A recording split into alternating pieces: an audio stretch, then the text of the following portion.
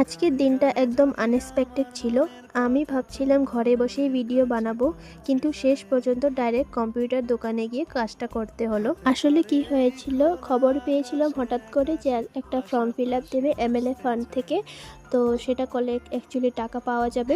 আগে থেকে এরকম কোনো প্ল্যান ছিল না যে কম্পিউটার দোকানে যাব। হঠাৎ করে খবর আসায় ফটাফট করে দোকানে চলে গেলাম, আর মাঝখানে আর ভিডিও করা হলো না। তারপর এক এক করে আমার বন্ধুরা আসলো, তো সবাই ফর্মটা বের করে নিলাম কম্পিউটার দোকানে, আর সেখানে বসে প্রথমে ফর্মটা ফিল আপ করছিলাম।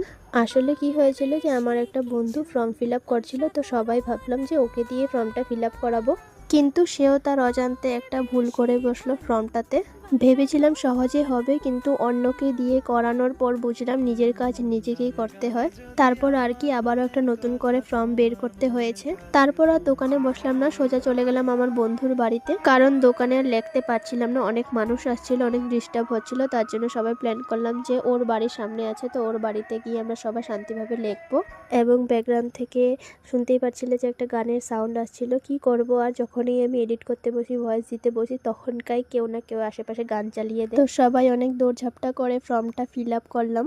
মানে কোন সকালে বেরিয়েছি বাড়ি থেকে, কিন্তু দুপুর 1টা বেজে গেছে, এখনো অব্দি MLA ঘরে গিয়ে পৌঁছেনি। বাড়ি কখন পৌঁছাবো? আমাদের সঙ্গে যত সব কাণ্ড ঘটে, কোনো সময় ফটো লাগছিল না, তো কোনো সময় এরকম হচ্ছিল যে একজনের ফর্মে মিশিয়ে স্টেপনার করে নেওয়া হয়েছে। তো সবাই কথা বলতে বলতে আমরা চলে গেলাম MLA ঘরে। সেখানে গিয়ে দেখলাম যে ইন্সপেক্টর বের হতেই যাচ্ছিল, কিন্তু ভাগ্য ভালো পেয়ে গেলাম। আর অল্পখানি দেরি হলেই ইনাকে আর পাওয়া যেত না। তো যাই হোক, সবই ভগবানের দয়া। তো এখানের কাজটা শেষ করে নেবার পর শান্তিতে সবাই আড্ডা মারতে মারতে বাড়ি ফিরে আসছে। তারপর আস্তে আস্তে ওয়েদারটাও খুব খারাপ করে নিল। আমরা পাড়াতে ঢুকতে ঢুকতে একটা তুফানের মতো চলে আসলো।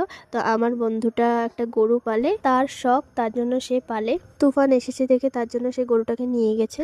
আর আমারও গরু খুবই ভালো লাগে, তো আমি ওকে বললাম দে না অল্প, আমি ওকে নিয়ে যাই টেনে টেনে। তো ও বলল নে। আজকের জন্য এতটুকুই, টাটা।